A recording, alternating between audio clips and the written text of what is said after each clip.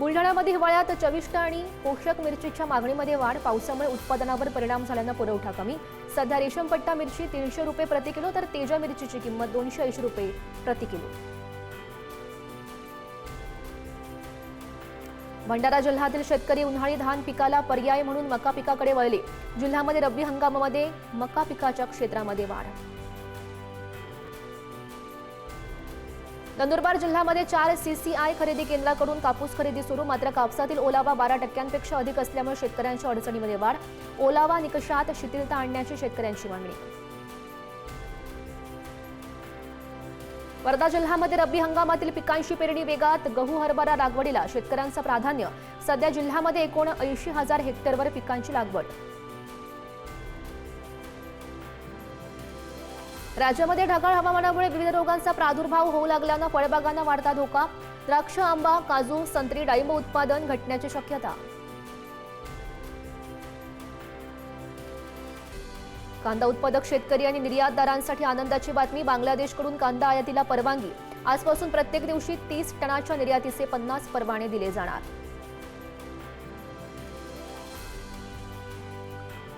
राज्यामध्ये काही दिवसांच्या विश्रांतीनंतर पुन्हा एकदा हुडहुडीचं वातावरण. त्यामुळे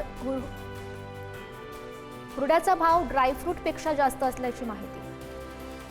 वाशिमच्या मानोऱ्यात नाफेड खरेदी केंद्र सुरू करण्यासाठी परवानगी. लवकरच शेतकऱ्यांना सोयाबीनची हमीभावानं खरेदी करता येणार. राज्यातील बाजारामध्ये ज्वारीचे दर टिकून. ज्वारीची बाजारामध्ये आवक वाढल्यानं दर नरमले. रब्बी ज्वारीचे दर स्थिर.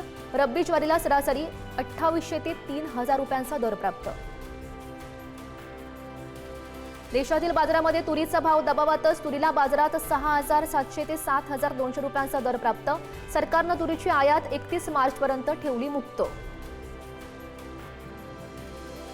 देशातील बाजारात सोयाबीनचे दर स्थिरावले. सोयाबीनच्या बाजारामधील आवक सरासरीपेक्षा कमीच. आतापर्यंत 35,000 टनांच्या दरम्यान खरेदी.